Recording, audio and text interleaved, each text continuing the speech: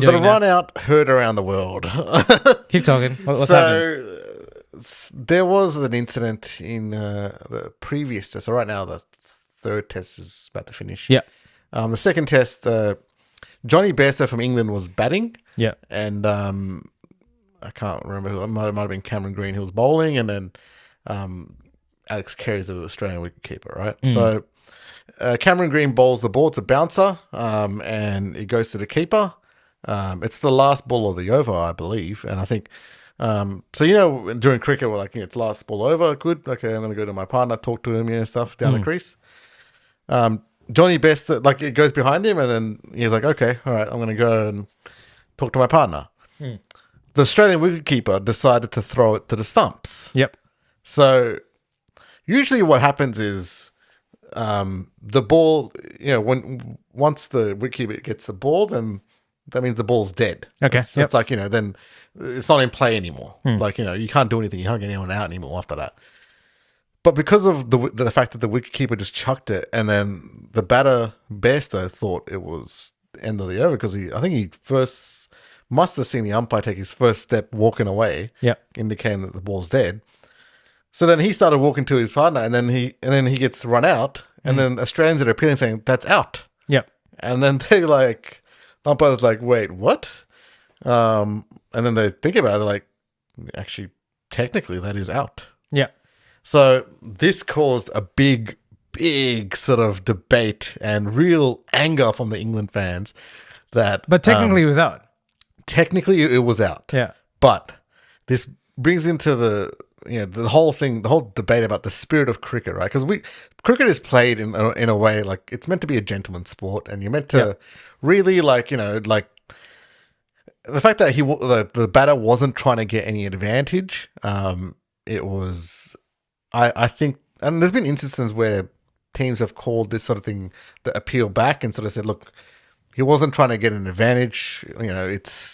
Australia appealed for this, though, right? Australia appealed, and none of their senior players took it back. So that caused so many problems. The Australian players went. So this was at Lords, the home of cricket. Yeah. And at Lords, the members stand where the players have to go past to go to the dressing room. They're like right there, right? Like you can see them. Yeah. Like literally a meter away from you. Those members were giving it to the Australian team, calling them cheaters, all the names under the sun, and one or two of the Australian players. It was Wayne Kawaja, actually. Our boy. He, can't get away from the news. He reacted to it, and he was like he's talking back to him and stuff, and this has basically become an international incident. The Prime Minister's involved in this as well.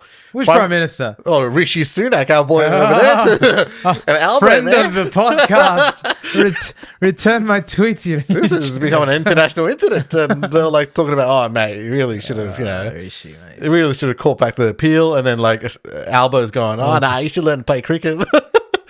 But at the end of the day, my opinion is that it was against the spirit of cricket, right? I feel like they should have brought back the appeal. I don't think he was trying to. It didn't look like he was trying to get any advantage. But hold up, the ref agreed to it, though, right? The ump said it was out, but technically it's out within the laws of cricket, right?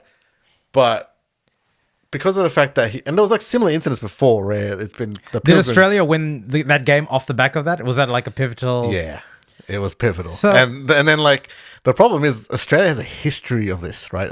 In what sense? A history of a lot of very controversial. Playing to the rules? No, not playing to the rules. They've got a lot of against history. the spirit, but playing to the rules. Recently the sandpaper stuff. When they use sandpaper to They thought it was toilet paper. That was cheating, right? And they have a history of that. They have a history of cheating, which it's an image they were trying to get rid of. Right? And this hasn't helped.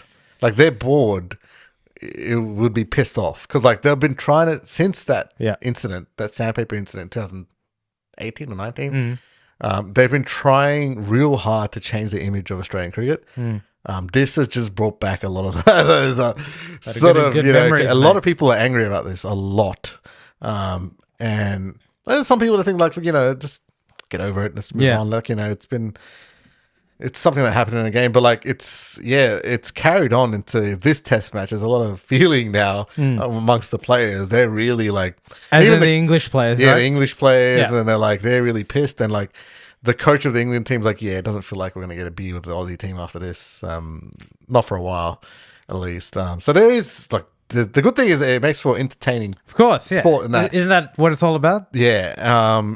But it does sort of bring into account like, right, Australia's had a history of this, and to be honest, man, I'm a massive cricket fan. I've been born in Australia, but never gravitated towards the Australian team because of the way they play. I've never really found any of their players to be great people that I would follow. That's why I gravitated towards the Indian team. People like Tendulkar, Dravid, Laxman. Those are the people that I gravitate towards. And look, I mean, that's another separate conversation in itself. But like, whether the image of Australia, I don't know this is not going to help. Yeah. This is pretty bad for him. Look, I think historically, you're right. With all that sort of stuff, it hasn't played in there. But let me take it back to a sport that I watch, like the UFC, right? Yeah. So they have a so the thing is when things are technically that. Yeah. I mean, to me, the spirit of the game is winning. like that's how I see it. In the UFC, they have a rule which is protect yourself at all times. Yeah. So, for example, it's happened usually when two fighters fight, they tap. Usually. So it's happened sometimes, not a lot, and like it's more the exception than the rule. That instead of tapping, people have used that as and in that regard, people are saying, "What the fuck? That's against the spirit." But again, it's been stated that technically there's nothing indicating that you need to do that. Yeah. I guess a lot of the discourse was about like, do the Aussies really want to win a match like this? That? Yeah, that? Do they feel good about winning a match like that? If they do, that's fine. Whatever. That's but I don't know. I just feel like with all the controversy of it, the Sandpaper Gate. Yep. That's what it was called, man. Yeah, sure. I don't know whether they would want to win a match. Okay, why is it that when there's anything like a controversy, we add the word "gate" to it? Why is it? What about Poo-gate, P-gate? It's the drama, man. When did "gate" mean drama? Yeah, I don't know. It's random, eh? I might want to check that up, actually. English language, man, makes no sense sometimes. Yeah. All right. That's from one drama, from one sport to another.